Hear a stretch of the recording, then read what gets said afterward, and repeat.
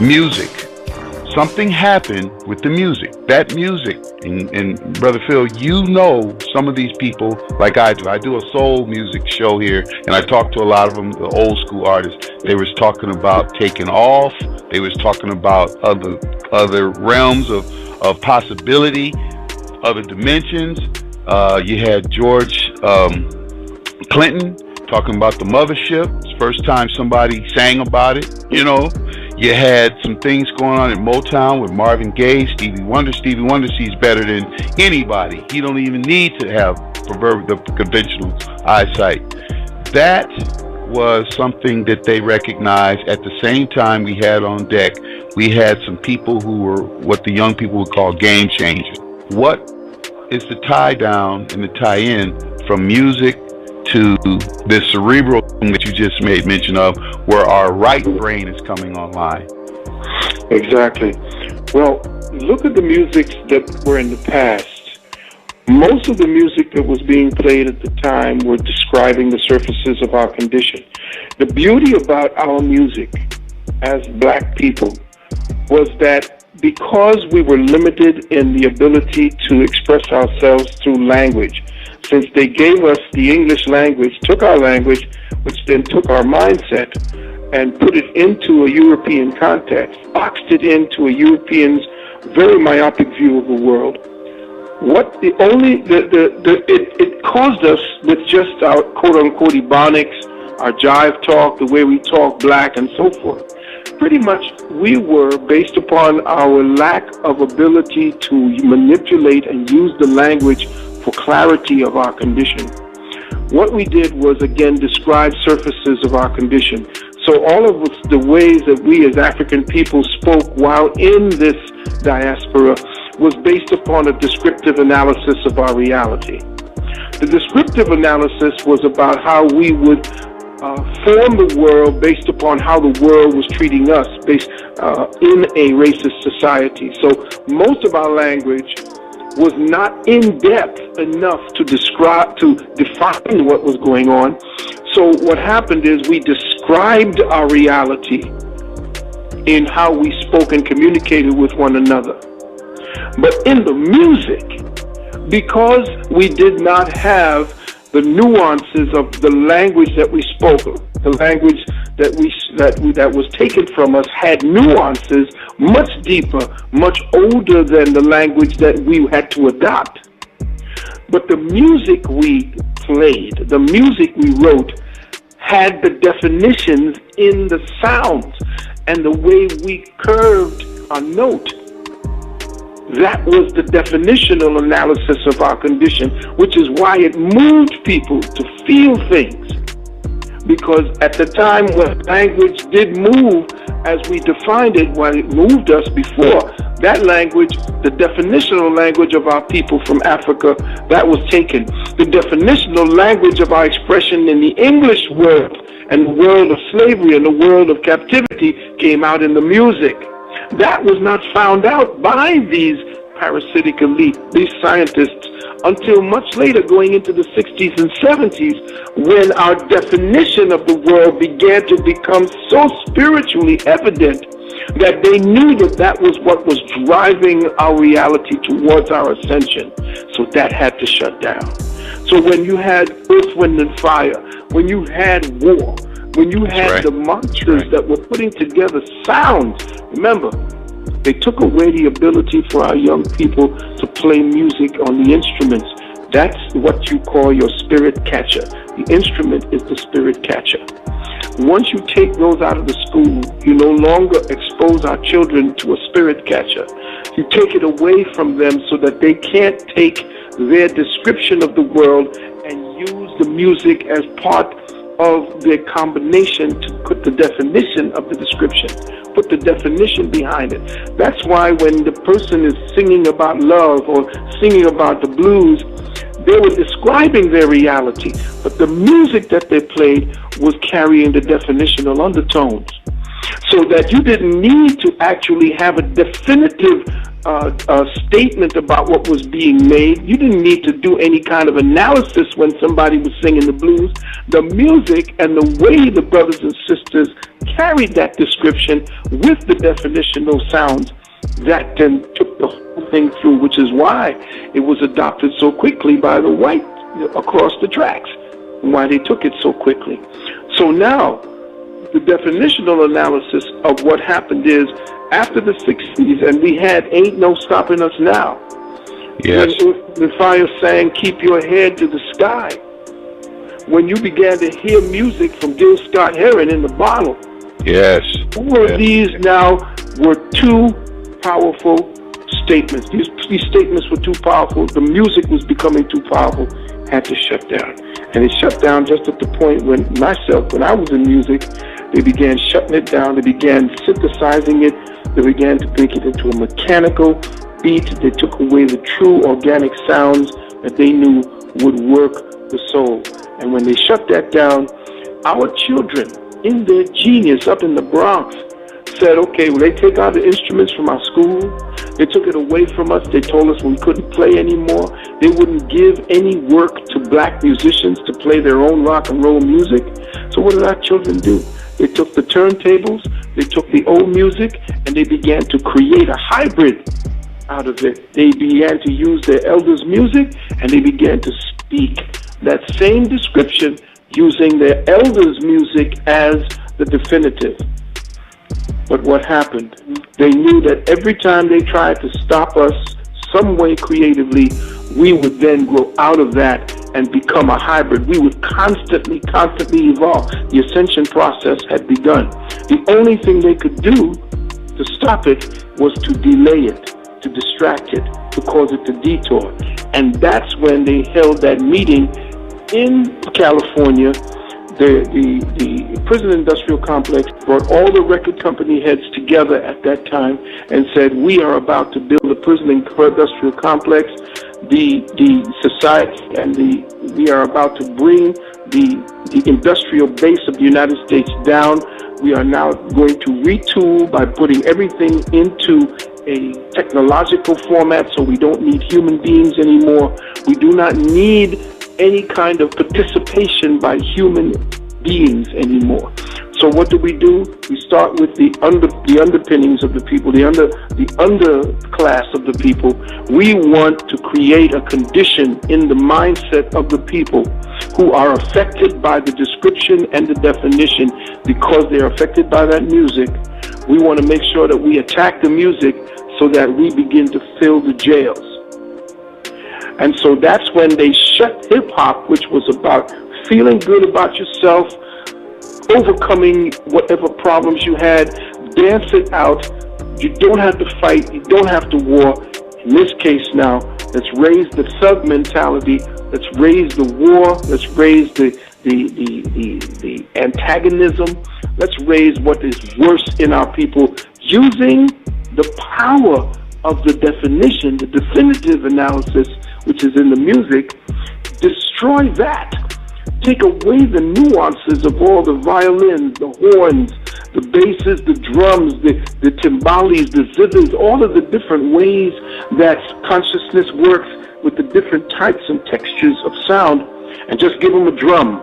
But in this case, take away the 6/4 beat, which is what the heartbeat is on, and put it on the 4/4 beat so that you can entrain them.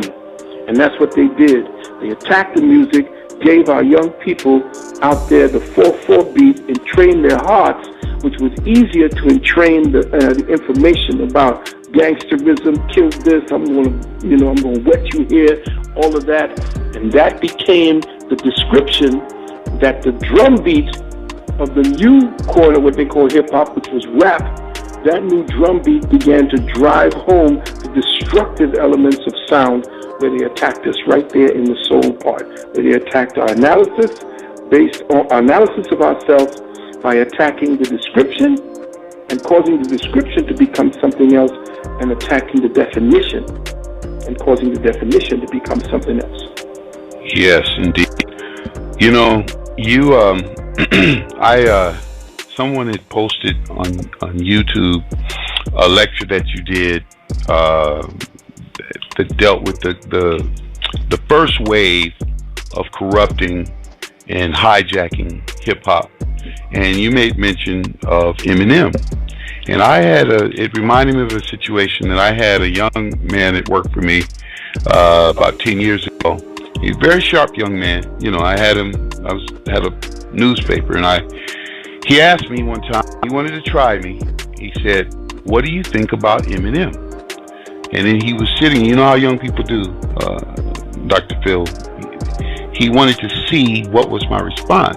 He wanted to see if I was going to give him a politically correct answer, if I was going to, Tommy coddle him. I said, okay, let me put it to you like this. If you brought the little guy in here right now, first thing I would do is give him a bath, because you're not going to come in my office. He's dirty. He needs a bath. Number two, I'm going to take my belt off and just beat his behind. Just like Grandma used to say, boy, bring me that belt, because it's time. Mm-hmm. And then he said his response was, well, you're back. And I told him, and I'm want to frame the question. I told him, I said, well, first of all, you're sharp. You're 18. I'm going to tell you like old people told me, elders told me, just keep living. I said, this guy is not your friend. He doesn't represent you. He's a placeholder. And I didn't get into the deep conspiracy stuff because he wasn't there. I said, but he's not for you. And if you don't watch out, this is going to be taken from you like other forms of our music have been taken from us. And he was sharp enough. He looked at me. He didn't, he left it at that.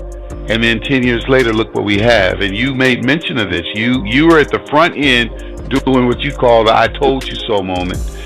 I don't necessarily want to rehash some information you've already been over. I'd like you to kind of give us juxtapose that to what you just told us, because what has happened to hip hop is even worse than our worst nightmare. It wasn't enough that they took it. That was as bad as that is. They knew, like you said, we would adjust. What they've done is they've literally turned it into something else, and now they're using it on us. So that is kind of the nature of what we wanted to talk about in this segment. It's a perfect storm the way you set it up, because that's a big challenge right now. If a person's hypnotized and doesn't know they're hypnotized, then what do you do with them? This thing now is like calling Taco Bell Mexican food. I'd like you to talk about the evolution of this hijack, and how do we get to this madhouse level that we are on now, where they're calling everything and they're doing everything to our young people. Exactly. Well, they did not want black music to evolve, so that's why they began to make hip-hop into a circus of personalities, where music was defined by what that particular group or person put out, their voice, the texture of their voice, the texture of their music, how they played their music, their recognizable characteristics in their music. Everybody knew Earth, Wind and Fire. Everybody knew War. Everybody knew who Funkadelic was. There were characters, but the music defined them. Now we have these people who are caricatures, puppets, that dance to the tune of the multi-billionaires who had created them, and they now become the distraction to the music. They have these caricatures who do not really put anything back into the cultural dynamic of black ascension. It essentially just caricaturizes. We've become caricatures of music instead of actual producers of music. So you have a mogul. What is a hip-hop mogul? It doesn't make any sense. There were no moguls when real music was being played. So these characters had to carry some kind of cult of personality in order for them to have the excuse to keep doing the kind of music they had. See, in other words, what worth essentially does Kim Kardashian bring to the overall culture by her being there? Kim Kardashian is one of the most useless pieces of organic flesh, but because they have pumped her as something valid It shows the IQ of our children, and the people who look at her and pay attention to her and actually are following along with the script that people are writing for her. This is to show you how they have dumbed us down culturally, how they have dumbed down our taste for what is good and our taste for excellence. We do not have excellence in music. We had excellence in the genre called rap, or the genre called hip-hop. But hip-hop was just another one of the dynamics. Hip-hop is supposed to have been already pushed to the side for the evolution of a whole new other kind of music, and I'm not talking about rap. Just like soul and rock and everything that evolved our music from one to the next stage, we have not yet evolved out of this stage. We have children 3 and 4 generations from the first hip-hop, the real hip-hop, Kool Herc and Afrika Bambaataa and Rakim. We have from 4 or 5 generations beyond that point, we are still stuck in the same place. People just self-aggrandizing, talking about how good they look, how many women they have, and how much bling they have, and all this garbage. We have not moved forward, and that is what it was created to do, to stultify the upward ascension of our people and to dumb down the parameters of excellence in our community. Now, of course, how do you argue with young people who, after being raised in nothing but hip-hop and don't know it, have not had a chance to study the historicity of our movement in music from the time from bebop all the way through jazz, which there's no such thing as jazz. It's actually black classical music, but they want to adopt it or co-opt it, and it ain't rock. It's nothing but rhythm and blues sped up. All of these ways that they name it to own it. So our children are not sophisticated enough to actually go back and study the roots of where they have come to show how emaciated our culture has become musically. Now, I'm not going to, argue with brothers who says, "Oh man, I like the way that this brother spits a rhyme," and so forth. It is not just about the rhyme, because all the rhyme is doing is describing the reality. Again, it goes into the defining of it. And there's a difference between describing it and defining it. And to define it, you have to get into the nuances, the invisible realm, what music does to you while it's driving the description.